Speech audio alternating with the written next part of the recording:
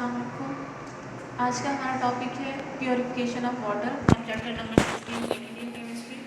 अच्छा, इससे previous topic जो हमने डिस्कस किया था वो थे कि हमने जो है वाटर कितना कंटेमिनेट है ये चेक करना था। अब ये है कि हमें ये पता चल गया कि हमारे पास जो वाटर यूज हो रहा है वो कंटेमिनेट है, पोल्यूटेड है। अब उसकी प्योरिफिकेशन हम कैसे कर सकते हैं? अब हमारे पास जो वाटर के सोर्सेज हैं वो दो सोर्सेज हैं। सोर्सेज ऑफ वाटर कितने हैं जो कि ड्रिंकेबल है, जिसको हम यूज़ कर सकते हैं? वो एक तो या हम सरफेस वाटर यूज़ करते हैं या हमारे पास होता है ग्राउंड वाटर। अब सरफेस वाटर जो होता है ये ज़्यादा कंटेमिनेटेड है। ये दरियाओं का, ये जो नदी नाले होते हैं, रिवर्स का, ये पानी जो है ज़्यादा कंटेमिनेटेड है और लेस पोर्टेबल है।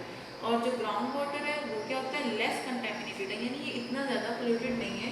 अगर है भी तो इसको हम ज़्यादा जो है प्योरीफाई कर सकते हैं इजीली एंड मोर पोर्टेबल। अब यहाँ पर जो टर्म आ रही है कि पोर्टेबल क्या होता है? पोर्टेबल का मतलब होता है सेफ टू यूज, यानी ऐसा पानी जिसको हम अगर पिएंगे तो वो हमारे लिए नुकसानदेह नहीं है।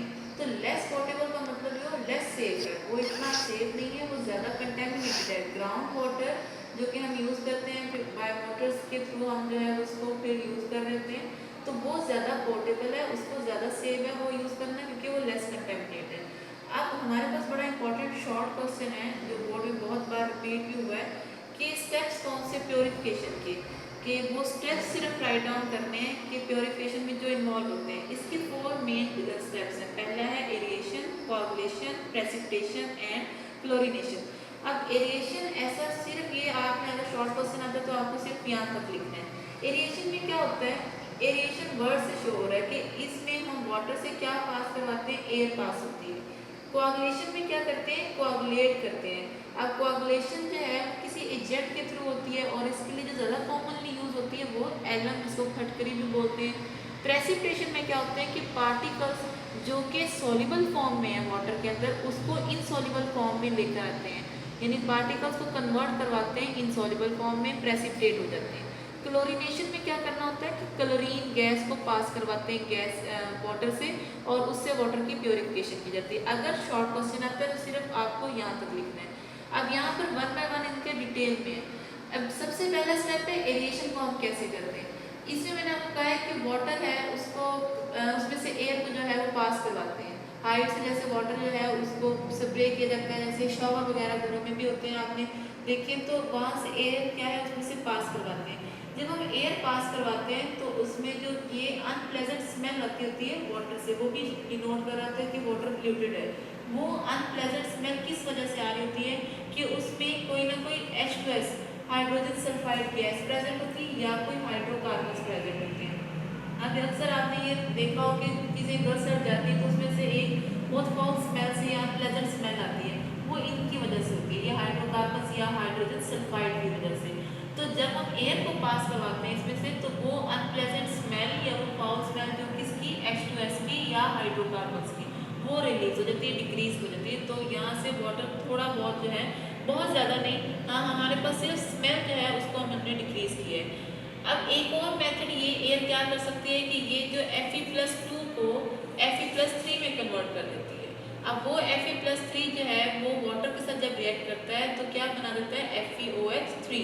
अब यहाँ पर ये देखा जाता है कि जितनी डिजॉल्व अमाउंट ज़्यादा होती है वाटर के अंदर, डिजॉल्व ऑक्सीजन ज़्यादा होगी, इसका मतलब है वहाँ पर पोल्यूशन जो है वो डिक्रीज होती जा रही है। क्योंकि नेचुरल में पिछले लेक्चर में आपको बताया कि जो नेचुरल वाटर होता है उसके अंदर 4 to 8 ppm तक डिजॉल्व ऑक्सीजन होती है। तो अगर ये अमाउंट इंक्रीज करती जा रही है, 4 to 8 के अंदर रेंज में है, इससे लेस नहीं हो रही, तो इंक्रीज कर रही है, इट मीन्स वाटर क्या है वो पोल्यूशन डिक्रीज हो रही है उसके अंदर। थर्ड होता है हमारे पास चारकोल यूज होता है, यानी ये डिफरेंट स्टेप में एयर को यूज कर सकते हैं। एयर से जो ये आयरन के जो ये आयंस हैं वो कन्वर्जन होती है, या फिर आप चारकोल यूज कर सकते हैं। चारकोल में क्या होता है कि जब चारकोल वाटर के अंदर डालते हैं तो ये इसकी बॉटम में जाकर बैठ जाता है, और इसका काम क्या होता है, इससे जितनी इम्प्योरिटीज़ होती हैं वो इसके ऊपर से एब्जॉर्ब हो जाती हैं वाटर से। अब वो वाटर से जब चारकोल एब्जॉर्ब कर लेता है उसके बाद वो वाटर को जो है वो मज़ीद स्टेन वगैरह करके उसको साफ कर लिया जाता है। सेकेंड है हमारे पास मेथड कोagulation। कोagulation में क्या काम करते हैं, ये वो प्रोसेस है जिसमें हमने सस्पेंडेड पार्टिकल्स को वाटर से रिमूव करवाना है, लेकिन क्या यूज़ करके, कोई कोआगुलेटिंग एजेंट यूज़ करके। अब कोआगुलेटिंग एजेंट रिमूव क्या करता है, सस्पेंडेड पार्टिकल्स, वाटर के अंदर जो पार्टिकल्स हैं उनको उसने रिमूव करना है। अब उसके लिए जो मोस्ट कॉमनली यूज़ होता है एजेंट वो है एलम, फटकरी जिसको हम कहते हैं। अब ये इसका फॉर्मूला देखिए, ये किस तरह से रिएक्ट करती है। फॉर्मूला देखिए, K2SO4 dot Al2SO4 thrice dot 24 water के इसके अंदर मॉलिक्यूल्स होते हैं। इसको हम रिएक्शन करवाते हैं कैल्शियम हाइड्रोक्साइड के साथ, क्योंकि हमने ये फटकरी जब यानी एलम को जब देते हैं इसको बेसिक मीडियम प्रोवाइड करना होता है। तो बेसिक मीडियम के लिए इसके साथ क्या प्रोवाइड करते हैं, कैल्शियम हाइड्रोक्साइड। अब इसका रिएक्शन देखिए, ये चीज़ रिएक्ट वैसे के वैसे आपको प्रोडक्ट में मिलेगी। K2SO4 एज इट होगा, 24H2O वाटर मॉलिक्यूल्स भी एज इट होंगे। सिर्फ ये और ये कैल्शियम ऑक्साइड ये रिएक्ट करते हैं। इसमें से ये Al ये OH के 3 वाटर मॉलिक्यूल्स, ये 3 हाइड्रोक्सिल मॉलिक्यूल्स लेता है। अब ये इसने 3 क्यों लिए, आपको इसकी वैलेंसी की तरफ जाएं तो एल्यूमिनियम की +3 होती है, तो वो बैलेंस हुई है, और हाइड्रोक्सिल की -1, तो 3 इसके चाहिए, -3 होगा तब इसकी वैलेंसी बैलेंस होती है और ये एक स्टेबल मॉलिक्यूल बनता है। इसके बाद इधर से ये जो कैल्शियम है वो कितने आयंस ले लेता है, सल्फेट CaSO4। इसकी एक डायग्राम फॉर्म में देखें, ये हमारे पास एक कंटेनर है वाटर का, वाटर इसके अंदर प्रेजेंट है, हमने इसमें क्या डाल देते हैं, एलम। अच्छा, आपको ये ब्लू कलर के मॉलिक्यूल्स अंदर शो हो रहे होंगे, ये किस चीज़ को डिनोट कर रहे हैं कि इसके अंदर पार्टिकल्स हैं जो कंटेमिनेट किए हुए हैं, जिसने वाटर को जो सस्पेंडेड फॉर्म के अंदर प्रेजेंट है। हम क्या करते हैं, हम इसके अंदर एलम डाल देते हैं, फटकरी डाल देते हैं। अब वो फटकरी क्या है कि इस वाटर के अंदर जाकर ये जितने भी सस्पेंडेड पार्टिकल्स हैं इसको अपनी तरफ अट्रैक्ट कर लेते हैं। ये जब अट्रैक्ट कर लेता है तो इसके बाद ये है भी, इसकी डेंसिटी ज़्यादा होगी, ये वाटर में जाकर बैठ जाते हैं, और उसके बाद इस पानी को क्या है वो नतार लिया जाता है, उससे जो रिमेनिंग यहाँ पर वाटर में ये सारे के सारे कंटेमिनेशन होती है उसको रिलीज कर निकाल दिया जाता है, तो वाटर जो है वो काफ़ी हद तक प्योरीफाई हो जाता है। तो स्मॉल सस्पेंडेड पार्टिकल्स, लार्ज नहीं कर सकते, स्मॉल सस्पेंडेड पार्टिकल्स अटैच हो जाते हैं किसके साथ, यही एलम के साथ, जो कि यहाँ पर ये AlOH3, एलम बजाते खुद जाके रिएक्ट नहीं करता, पहले एलम ने इस बेसिक मीडियम यानी कैल्शियम हाइड्रोक्साइड से रिएक्ट करके एल्यूमिनियम हाइड्रोक्साइड बनाता है। वो एल्यूमिनियम हाइड्रोक्साइड रिएक्ट करता है, उन पार्टिकल्स को अपनी तरफ अट्रैक्ट करवाता है और कोआगुलेशन होती है, और इस प्रोसेस को हम क्या कहते हैं, कोआगुलेशन। जो एजेंट यूज़ हुआ है एलम का, उसमें एल्यूमिनियम हाइड्रोक्साइड जो कहाँ से निकला है, डिराइव हुआ है इस एलम से, इसको हम क्या कहेंगे, ये कोआगुलेटिंग एजेंट है। नेक्स्ट है हमारे पास थर्ड मेथड, प्रेसिपिटेशन। अब प्रेसिपिटेशन का मतलब क्या होता है कि प्रेसिपिटेट होकर आ जाना, यानी कोई लिक्विड मॉलिक्यूल्स है उसमें प्रेसिपिटेट बनकर बाहर आ जाते हैं। ये हमारे पास अगर कोई वाटर, हार्ड वाटर है, अब हार्ड वाटर में क्यों कहते हैं हम, क्योंकि उसके अंदर आयंस होते हैं, या कैल्शियम के आयंस होते हैं या फिर मैग्नीशियम के आयंस होते हैं। हमने उनको अगर रिएक्ट करवा दें, प्रेसिपिटेट कैसे करवाएं, उनको वॉशिंग सोडा Na2CO3 किसको कहते हैं, वॉशिंग सोडे का फॉर्मूला ये, इसके साथ अगर आप रिएक्शन करवाएं, देखिए ये कैल्शियम इस कार्बोनेट के साथ रिएक्ट करके CaCO3 बना देगा और सोडियम के आयन सेपरेट हो जाएंगे। इसी तरह मैग्नीशियम का जो है, मैग्नीशियम के आयन कार्बोनेट के साथ रिएक्ट करके मैग्नीशियम कार्बोनेट और 2Na पॉजिटिव बन जाएगा।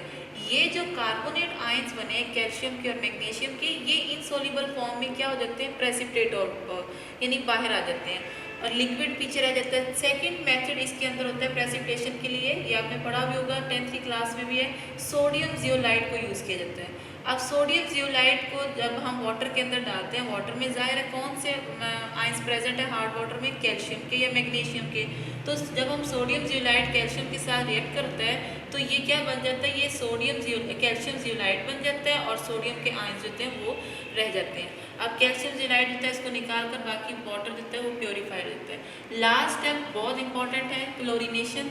क्लोरीनेशन में हमने क्या करना होता है कि वाटर के कंटेनर से हमने क्लोरीन गैस को पास करवाना है।